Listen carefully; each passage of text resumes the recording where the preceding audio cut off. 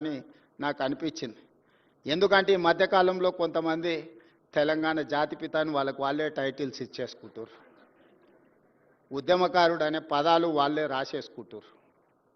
చేసిన తప్పులకు పోలీసులు నోటీసులు ఇస్తే తెలంగాణ జాతిపితకు నోటీసు ఇవ్వడం అంటే మొత్తం తెలంగాణ సమాజానికే నోటీసు ఇచ్చినట్టు అంటారు. ఒక ఉద్యమకారుడిని ఈ రకంగా మీరు అవమానిస్తారా అంటారు. నిజంగానే తెలంగాణ జాతిపితనే అయితే ఆనాటి జాతిపిత దేనికే ఆదర్శంగా నిలబడ్డాడు? ఏదైనా పదవి తీసుకున్నాడా? పోని కుటుంబం కోసం ఏదైనా అడిగిండా? 30 సంవత్సరాలు బ్రిటిషర్స్ మీద కొట్లాడితే కట్టే ఎత్తడానికి కూడా ధైర్యం చాలలే. కానీ స్వతంత్రం వచ్చిన మొదటి సంవత్సరంలోనే కొంతమంది దుర్మార్గుల తుపాకీ తూటాలకు నేల కొరిగిన ఆనాటి జాతిపిత. మరి ఈనాడు జాతిపితగా చెప్పుకునే వాళ్ళు, ఉద్యమకారులని చెప్పుకునే వాళ్ళు, రాజకీయ పార్టీలు ఒక పరిస్థితిలో వైఫల్యం చెందినాయి అనుకున్నప్పుడు అన్ని రాజకీయ పార్టీలు కలిసి ఒక పొలిటికల్ జేఏసీ పెట్టుకొని ఆ జేఏసీకి చైర్మన్గా ప్రొఫెసర్ కోదండరామ్ గారిని పిల్లలకు పాఠాలు చెప్పుకునే పంతులను మనం ముందులో పెట్టుకొని తెలంగాణ రాష్ట్రాన్ని సాధించినాం. వారు ఉద్యమకారుడు కాదా? ఉద్యమాన్ని నడపలేదా? రాజకీయ పార్టీలను అన్నిటిని ఒక తాటి మీదకి తీసుకురాలేదా? కుల సంఘాలను, మత సంఘాలను, చివరికి బిచ్చగాళ్ళ సంఘాన్ని కూడా ఏకం చేయగలిగిన శక్తి, రిక్షా దొక్కుకునే సంఘాలను కూడా ఏకం చేయగలిగిన శక్తి ప్రొఫెసర్ కోదండరామ్ గారు ఆ రోజు బాధ్యత నిర్వహించలేదా?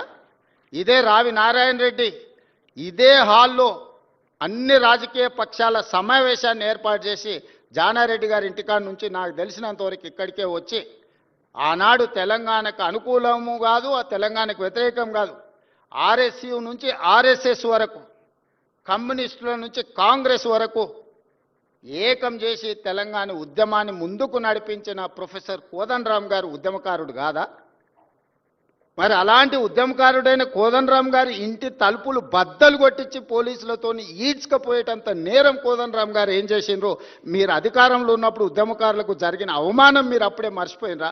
మీరు చేసిన అవమానం అని నేను వారిని అడుగుతున్నా. నిన్నెవరు తలుపులు బద్దలు కొట్టలేదే, నిన్నెవరు ఈడ్చుకొని రాలేదే. చేసిన తప్పులకు మీకు నోటీస్ ఇచ్చారు, సార్ మీరు రాండి అని. లేదు నా వయసు కొంచెం ఎక్కువ ఉంది, మీరే వచ్చి తీసుకురండి అంటే, సరే సార్ మీరు అధికారిక నివాసం ఉంది కదా మీరు అక్కడ ఉంటూ వస్తామంటే, లేదు లేదు లేదు నేను ఎక్కడనో ఫామ్ హౌస్లు ఉంటే ఎక్కడ ఉంటే అక్కడ బాత్రూమ్లు ఉంటే బాత్రూంలోకి వచ్చి రాసుకోండి అంటే, ఇదెక్కడి జాతిపిత విధానము? ఇదెక్కడి ఉద్యమకారుల విధానము? రావి నారాయణ రెడ్డి గారి కుటుంబము 500 ఎకరాల భూమిని కోల్పోయినారు. ప్రపంచంలో ఎక్కడైనా స్వేచ్ఛ కోసము, ప్రజల యొక్క హక్కుల కోసం కొట్లాడిన వాళ్ళు, చెగువీరా నుంచి మొదలు పెడితే రావి నారాయణ రెడ్డి వరకు ఎవరినైనా చూడండి, సర్వం కోల్పోయినారు. సర్వం కోల్పోయినారు. నేల కొరిగిన వాళ్ళు వేలాది మంది ఉన్నారు. ఆస్తులు అంతస్తులను సర్వం త్యాగం చేసినారు.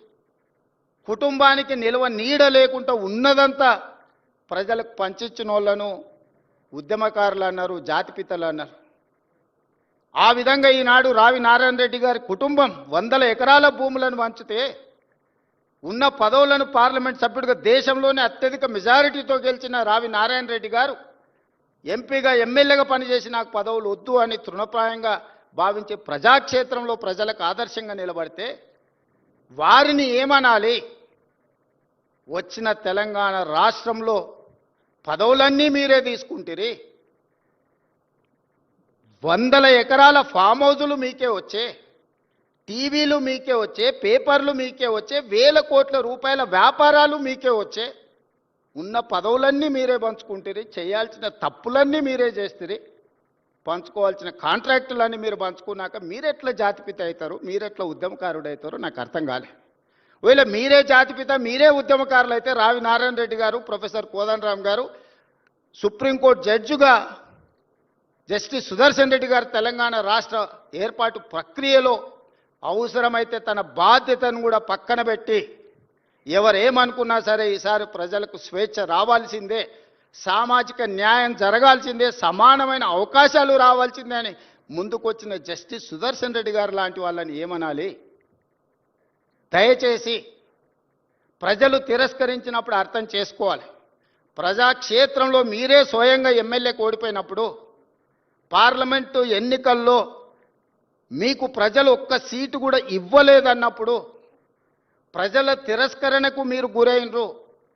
కానీ ప్రజలు ఓటేయక ప్రజలే తప్పు చేసిండ్రన్న ఆ నేరాన్ని ప్రజల మీద మోపడానికి ప్రయత్నం చేస్తే ఇదెక్కడి ప్రజాస్వామ్యము, ఇదెక్కడి జాతిపిత, ఇదెక్కడి ఉద్యమకారుడి ఆలోచన నాకైతే అర్థం కాలే. ప్రజల తిరస్కరణకు గురైనప్పుడు ప్రజాస్వామిక విలువలను గౌరవించే వాళ్ళు ఎవరైనా ఉంటే నేను చేయగలిగిన ప్రయత్నం చేసినా ఇప్పుడు ప్రజలు తిరస్కరించారు కాబట్టి హుందాగా ప్రజాక్షేత్రంలో నుంచి నేను తప్పుకుంటున్నా అని ముందుకొచ్చి ప్రకటిస్తే కొంతైనా మీ గౌరవం నిలబడుతుంది. ప్రజాస్వామ్యంలో ప్రజాస్వామ్యానికి స్వేచ్ఛ ఉన్నది, క్రిమినల్ కాన్స్పిరసీకి స్వేచ్ఛ లేవు. డెమోక్రటిక్ ప్రాసెస్లో ప్రజాస్వామిక విలువలు ప్రజలు లేదా ప్రజాప్రతినిధులు స్వేచ్ఛగా ప్రజాస్వామ్య పరిమితికి లోబడి వారి అభిప్రాయాలను వ్యక్తపరచడానికి మాత్రమే స్వేచ్ఛ ఉంది తప్ప నేరాలు చేస్తాం, ఆ నేరాలను మీరు అడగొద్దు, మీరు విచారించొద్దు అనే స్వేచ్ఛ, క్రిమినల్ ఫ్రీడమ్ లేదు అని నేను భావిస్తున్నా.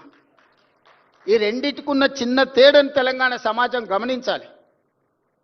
అధికారం ఉన్నప్పుడు దాన్ని దుర్వినియోగాన్ని చేసి అధికారాన్ని పదిలం చేసుకోవాలన్న ఆలోచనతోని వేల కోట్ల రూపాయలు, వందల ఎకరాల భూములు అన్ని రకాలుగా సంపాదించుకొని అక్రమ మార్గాలను ఎంచుకున్నప్పుడు